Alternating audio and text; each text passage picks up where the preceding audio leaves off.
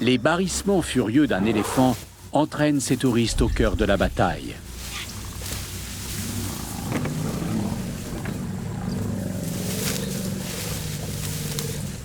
Ah, c'est qu'un petit éléphant.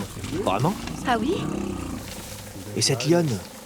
Elle semble être seule, j'en vois pas d'autres autour. Oui, je n'en vois pas non plus. Ouais. J'ai l'impression que cette lionne a eu les yeux plus gros que le ventre. Il y a des lionceaux par là.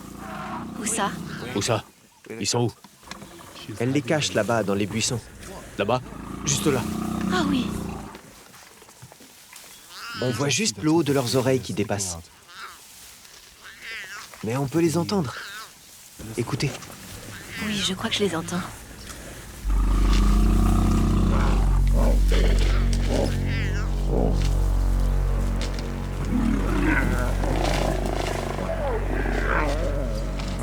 Cet éléphant n'est vraiment pas grand. Et pourtant, sans le moindre effort, il peut balancer dans tous les sens ses 130 kilos de muscles, de crocs et de griffes.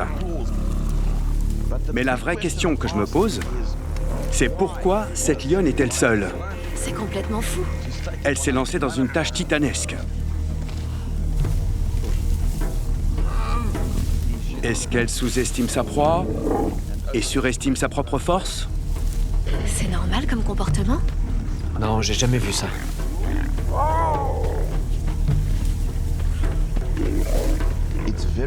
Il est très difficile pour un lion de tuer un éléphant. Généralement, il faut toute une troupe de lions pour en maîtriser un seul.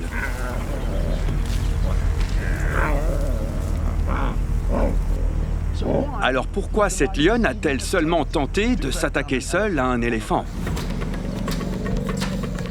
La plupart du temps, les lions laissent les éléphants tranquilles. Mais lorsqu'il y a des éléphanteaux dans le troupeau, la chasse est ouverte. Dans ce cas, la mise à mort est envisageable. Dans certaines régions, des lions se sont même spécialisés dans la chasse aux éléphants adultes en développant des techniques de groupe pour abattre les individus isolés. Et pour prévenir de futures attaques, les éléphants piétinent les lionceaux s'ils viennent à en croiser.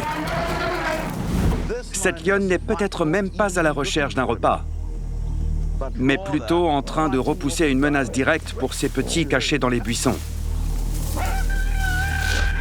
C'est l'explication la plus probable, parce que l'éléphant est seul et la lionne également. En temps normal, chacun ferait partie d'un groupe social très soudé et bénéficierait immédiatement de renforts. Elle veut pas lâcher prise. Les cris de détresse d'un jeune éléphant inciteraient les membres de sa famille à se précipiter à son secours. À moins qu'il ne s'agisse d'un jeune mâle qui a quitté le troupeau pour faire son chemin dans le monde. De même, les lions sont des animaux sociaux. Ils chassent souvent en groupe et ont généralement besoin d'aide lorsqu'ils s'attaquent à une proie de la taille d'un éléphant. Les lionnes ne quittent habituellement leur clan que pour de courtes périodes, quand elles s'accouplent ou quand elles cachent leur nouveau-né. Il y a des lionceaux par là. Où ça? Où ça? Ils sont où? Elle les cache là-bas dans les buissons. Si c'est effectivement le cas, cette lionne est en mode défense maximale.